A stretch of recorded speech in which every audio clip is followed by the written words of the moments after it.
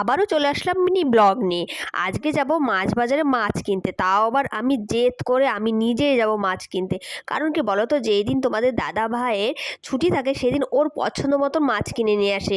কিন্তু আজকে আমি জেদ করেছি, আজকে আর তোমার পছন্দ মতন মাছ কেনা হবে না, আজকে আমার পছন্দ মতন সব ধরনের মাছ কেনা হবে।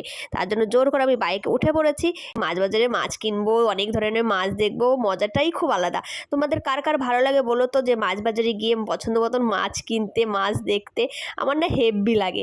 তো এই প্রথমে সবজির বাজারে ঢুকে গেছি, না এত ধরনের মাছ দেখছি, তো কোনটা থেকে কোনটা নেবো আমি বুঝতেই পারছি না। তো তোমাদের দাদাভাই বললো সব ধরনের মাছ নেওয়া যাবে না, 5 রকমের মাছ নিতে হবে। মাছ তো প্রচুর, ইলিশ মাছেরই বাজার মনে হলো আমার ওখানে। আর কি বলো তো, ইলিশ মাছের গন্ধটায় রান্না করলে খুব ভালো লাগে, কিন্তু এই কাটার জন্য না খুব বিরক্ত লাগে যে কি করব। তারপরে এই কমপ্লেট মাছ 3টে নিয়ে নিয়েছি, আর ইলিশ মাছ বড় দেখে একটা নিয়ে নিয়েছি, আর এদিকে রুই মাছ নিয়েছি কিছুটা, আর কাতলা মাছ নিয়েছি কিছুটা।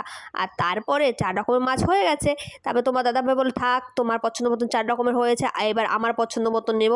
তো ও কি করলো, ট্যাংরা মাছ নিল, আর ও ট্যাংরা মাছের ঝোল খেতে খুবই ভালোবাসে। এখানে না সাপের মতন দেখতে এক ধরনের মাছ দেখাচ্ছিল, মানে দেখেই ভয় লাগছিল। আমি ভাবলাম কি বাবা, এখানে আবার চাইনিজরা চলে আসলো নাকি যে সাপের মতন মাছ বিক্রি করতে। তারপর তোমার দাদাভাই বললো ওটা সাপ না, ওটা হচ্ছে বাইম মাছ। তো আমাদের মাছ বাজার কেমন লাগলো তোমরা জানিও।